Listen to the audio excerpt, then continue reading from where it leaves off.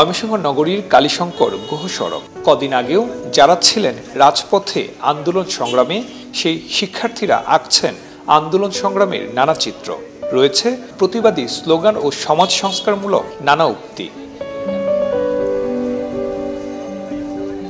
School, college এবং বিশ্ববিদ্যালয়ের প্রায় 4 শতাধিক শিক্ষার্থীদের 30 থেকে 35টি ছোট ছোট দল দেয়াল লিখনে কাজ করছেন।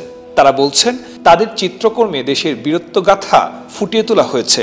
নগরীর নানা প্রান্তে দেয়াল গ্রাফিতির মাধ্যমে সবার মাঝে বার্তা পৌঁছে দিতেই তাদেরই উদ্যোগ।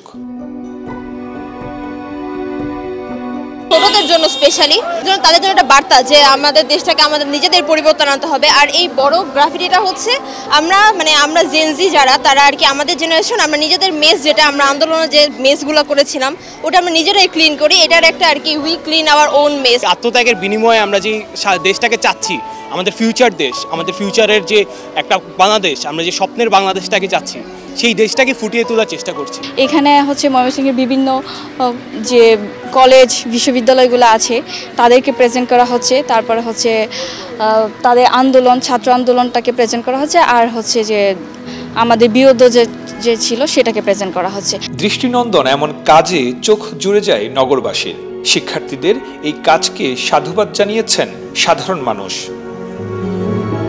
নানান প্রতিষ্ঠানের নাম লেখা থাকতো দেয়ালগুলোতে, যেটা যে আন্দোলনটা গেল, আন্দোলনের অংশ হিসেবে যে কথাগুলো ছিল, যে স্লোগানগুলো ছিল, এই কথাগুলো এখন সেই নামগুলোকে ঢেকে দিয়ে এগুলো এখন একদম লাইমলাইটে আছে। দেখতে অনেক ভালো লাগছে, অনেক সুন্দর, খুব সুন্দর একটা প্রচারণা তাদের সংস্কারের অংশ হিসেবে। আমি বলবো এটা খুব ভালো, তাদের উদ্যোগকে আমাদের স্বাগত দেওয়া জানানো উচিত। এই যে তারুণ্যের যে উচ্ছলতা, এটি অব্যাহত থাকবে। আমরা যদি তাদের দিকে আরও যদি নজর দিতে পারি, রাষ্ট্র যদি তাদের দিকে বিশেষ নজর দেয়, তাহলে এরা নিশ্চয়ই অবশ্যই তারা ভালো করবে এই বাংলাদেশের জন্য। একটা সময় এসব দেয়ালে ছিল বিভিন্ন পণ্যের বাহারি বিজ্ঞাপনের পসরা। আজ সেখানে শিক্ষার্থীদের রং তুলির আঁচড়ে ফুটিয়ে তোলা হয়েছে সম্প্রীতির বাংলাদেশ।